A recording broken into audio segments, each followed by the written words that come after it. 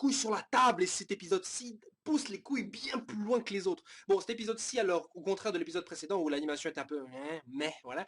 Ici, ils reprennent tout correctement. Les persos sont bien faits, les trucs bien, tout est bien fait, les combats sont fluides et tout. Et que dire de la musique, il y a des nouveaux, d'ailleurs, c'est incroyable parce que ça arrive au bon moment. J'avais malheureusement critiqué un peu, j'avais critiqué malheureusement un peu Asano, je crois que c'est ça. Le nom du compositeur, donc, de Nanatsu no Taizai, donc, le compositeur des musiques de Nanatsu no Taizai. Et dans cet épisode-ci, que dire si ce n'est que les musiques sont belles, sont cool, sont bien placées. Il y a des nouveaux trucs qu'on n'avait pas entendu avant, qui sont certainement pas dans l'OST qui est sorti récemment, je pense. Enfin, il faudrait peut-être que je réécoute. Mais parce que oui, si vous savez pas, toutes les musiques de Nanatsu no Taizai de la première partie sont sorties. Hein, vous pouvez, sont là, voilà.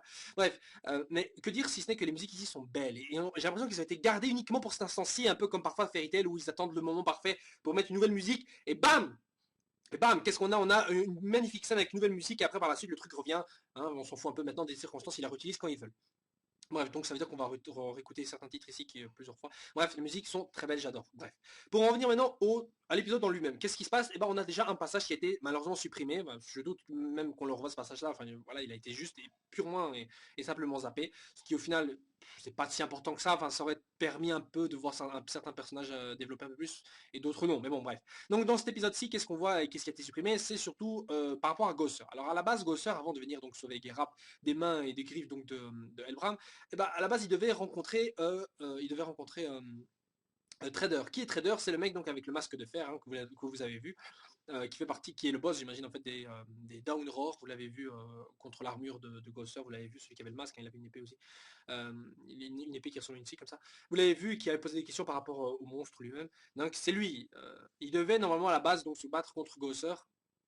Et un petit combat assez rigolo au début, mais où on voit sa puissance et que le mec donc est pas du tout et surtout pas sous-estimé quoi.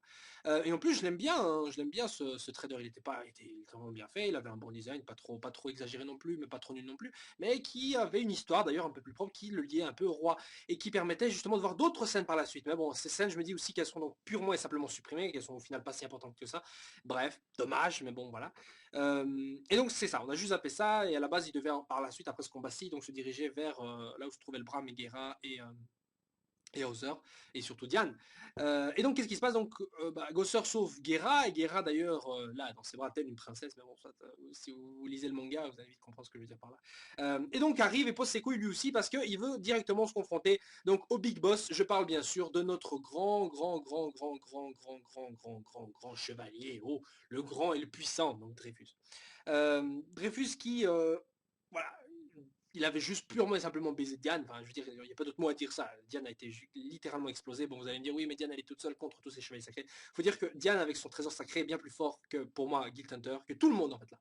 Et même, je dirais même qu'elle est techniquement, bon, elle est peut-être un peu moins forte, malheureusement, non, allez, qu'est-ce que je raconte? C'est son pouvoir magique, en fait, qui est bien, bien inférieur à celui de Dreyfus, qui a un pouvoir magique qui, justement, carrément, il peut exploser celui des autres. Il n'y a rien d'autre à dire. Mais niveau force physique, il n'y a rien à dire. Effectivement, à ce côté-là, Diane l'emporte. Mais bon, voilà, un combat, c'est pas uniquement de la force physique. Et donc, Dreyfus se confronte à Gosser et apprend à ses dépens qu'il ne faut pas provoquer le Nanatsu, le Taizai, pardon, le Taizai, pardon, provoquer le Taizai donc de la luxure. Et c'est vrai qu'on peut toujours se demander pourquoi la luxure, pourquoi la luxure, c'est toujours pas très clair pourquoi la luxure. Le mec, il a pas l'air d'un gars qui aime acheter des trucs. Mais vous inquiétez pas, ces réponses arriveront bien assez tôt.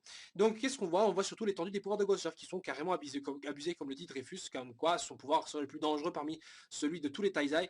Et et je suis plus ou moins d'accord, un pouvoir qui carrément maîtrise les souvenirs et qui peut entrer dans l'esprit et les modifier. Ça, c'est un pouvoir ultra dangereux. Voilà. Donc Dreyfus, il perd pas de temps, il le transperce et tout. Malheureusement, il tombe déjà dans le piège donc de Gosser qui arrive à le manipuler et à revisiter un peu ce souvenir où on voit que celui-ci donc était terriblement, ce qu'on comprend, hein, de tout ce qu'il faut comprendre de ce souvenir, c'est qu'il était terriblement jaloux de son frère qui était le haut chevalier sacré et que comme bizarrement, il a donc un peu organisé son assassinat pour en gros blâmer donc les Taizai du meurtre de son frère. Voilà, et on apprend aussi que Zaratras est également le père de... Donc, enfin, on le savait déjà, pardon, excusez-moi, on le savait déjà, mais on arrive vite à faire le lieu que, en gros, techniquement, Dreyfus est l'oncle de Gil Hunter, parce que Gil Hunter est un peu le fils de Zaratras. Donc, Dreyfus, c'est l'oncle. Et en même temps, on peut dire alors que Gréamor est aussi le cousin de Gil Hunter. C'est des petits trucs qu'on dit, ah oui, c'est vrai en fait. Parce que c'est pas des liens qui sont mis en avant. Hein. C'est pas vraiment, c'est le fait que Gil Hunter soit le fils, par exemple, de Zaratras, ça c'est un truc, on l'a cité quelques fois, après voilà, quoi. Donc c'est pas des éléments qui reviennent souvent, mais je vous le rappelle au cas où, ça peut être utile par la suite.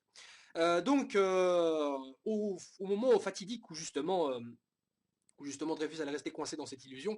On a malheureusement une scène un peu étrange, et même dans le manga au début j'avais pas compris, où Gosser se retourne et fait qui tue, parce qu'il a apparemment senti quelqu'un d'autre, mais qui est là? Ça, on ne sait pas du tout.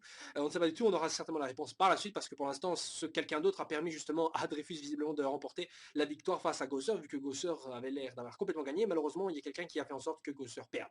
Voilà, bref, donc ça, on ne sait pas encore. Gosser, pour l'instant, par terre, mort ou pas, ça, on ne sait pas vraiment. Là où je m'inquiète vraiment plus, c'est surtout Diane, parce que Diane, elle a été transpercée par tellement de saloperies, des rayons laser, machin, et maintenant, un iceberg géant comme ça qui transperce le ventre. Et juste avant qu'elle se fasse carrément buté. Et qu'est-ce qui arrive? Il y a King qui arrive en retard, hein, ce gros glandeur, hein, c'est pas pour rien que c'est le péché de la paresse, hein, bref. Et donc le mec arrive et évidemment très en colère parce qu'il n'arrive pas à protéger les choses qu'il aime, et c'est tout le temps comme ça. Et pourquoi il répète et nous redit ça? Parce que voilà venu le moment de voir enfin le flashback de King. Voilà, c'est juste ça. Le flashback de King. Alors, j'attendais ce flashback depuis très longtemps. Je l'attendais dès que j'avais vu celui de Ban. Je me dis, putain, il faut que je vois celui de King. Et ils ont attendu le bon moment, et c'est effectivement le bon moment pour nous le montrer. Donc, en gros, qu'est-ce qu'on va voir? Je vous le dis parce que ce truc est sorti en manga déjà depuis très longtemps, via un chapitre spécial qui a duré, qui a fait plusieurs quarantaines, cinquantaines, soixantaines de pages, je sais même plus. C'est une quarantaine de pages en fait, ouais. Et où on raconte tout le passé de King, parce qu'en fait King, on connaît quelques brides de son passé, il a fait ceci, cela, mais pourquoi est-il là, comment ça se fait, hein, de la même manière que Ban, comment ça se fait qu'il arrivait là, bon, on va voir maintenant King, hein. On va voir King. Et je suis très pressé de voir ça, surtout à la fin de l'épisode après le générique, hein. Je vous rappelle qu'il y a encore des scènes après le générique d'un épisode de Nanatsu no Taizai. Et on voit donc un peu le début où celui-ci donc apparemment va chercher, laisse sa sœur ou je sais pas quoi, et c'est un flashback, hein. Il laisse sa sœur qui était encore vivante à ce moment-là et va chercher Elbram qui visiblement était son ami et tout, et à ce moment-là, bam, il se fait baiser par justement Elbram lui-même. Hein, donc c'est pas très clair, il veut sauver son pote et on voit son pote le blesser.